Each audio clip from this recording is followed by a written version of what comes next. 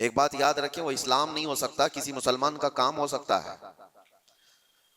इस्लाम वही है जो रसूलुल्लाह सल्लल्लाहु तआला अलैहि वसल्लम से साबित हो और उनके सहाबा ने करके दिखाया हो, वही इस्लाम है।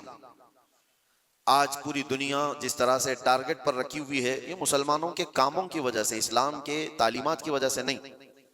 काश अगर वो इस्लाम की सच्चाइयों को पढ़े होते तो उन्हें अंदाजा होता कि इस्लाम ये है नहीं, लेकिन ये काम जो हो रहा है ये किसके थ्रू हो रहा है।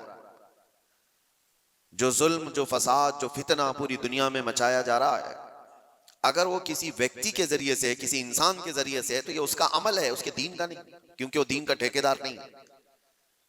अगर कोई मुसलमान शराब पीता है और उसमें मस्त होकर लोगों से लड़ता भिड़ता है, तो ये उसका अमल है, ये दीन का हिस्सा नहीं। अगर कोई ताश के पत्तों पर बैठा पूरी पूरी रात गुजारता है, तो ये उसकी बदकिरदारी है, उसके बदअखलाक है, इस्लाम का ये हिस्सा नहीं, इस्लाम ने उसे दिया ही नहीं है। कोई नौजवान आवारा बिगड़ा हुआ लड़कियों की तरफ गलत नजरें मारता है और पाकबाज खवातीन की जिंदगी के लिए वो दुश्वार बन गया है, तो वो शैतान है, वो इस्लामी हिस्सा नहीं है। इस्लाम की तालीमात में ये नहीं है।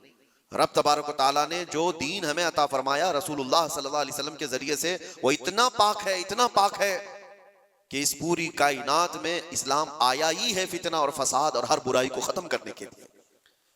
क्या वजह है कि जिस दौर में इस्लाम की तबलीग और इशाअत हो रही है, मक्का मुकर्रमा में कौन से लोग थे हुजूर पाक सल्लल्लाहु अलैहि वसल्लम के मुखातब? वहां पर कौन लोग थे?